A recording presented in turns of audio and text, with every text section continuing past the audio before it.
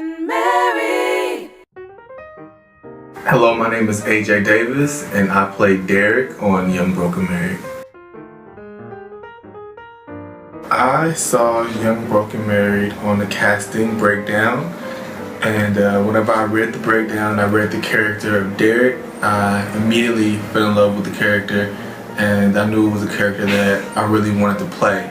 So I made my submission to Crystal and MediaHeist, and they called me in for the first audition. The audition went really well. There was a lot of good actors in there. There was a lot of talent in the room whenever we were auditioning, and I was very fortunate to get the call to say that I was going to get the opportunity to play Derek, and that's how I got involved with YBM. Before Young Broken Married, I had a couple of other YouTube series that I was in, as well as I've done a couple of commercials. So just continually to hold my craft and continue to stay out there in the acting world is pretty much where I came from before YBM. This isn't my first project, but it's definitely one that I've grown very, very fond to. Me and Derek have the similarities as far as the way that we treat our women. I think Derek is definitely a man of respect.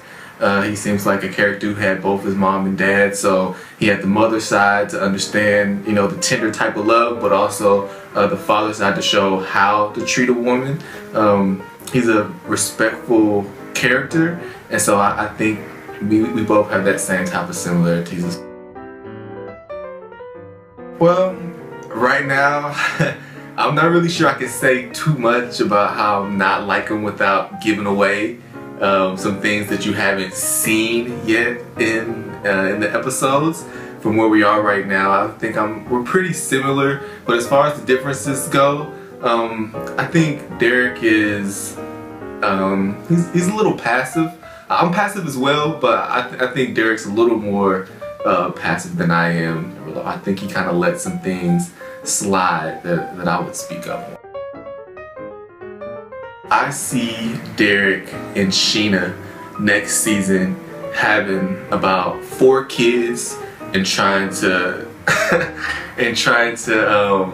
handle all these kids that they wanted. So right now they're in the process of trying to conceive children as well as the adoption side. So I see him having a little African baby on the side, a little Chinese baby, maybe one of their own, and now they're in a situation where they're trying to figure out what they're gonna do with all these kids.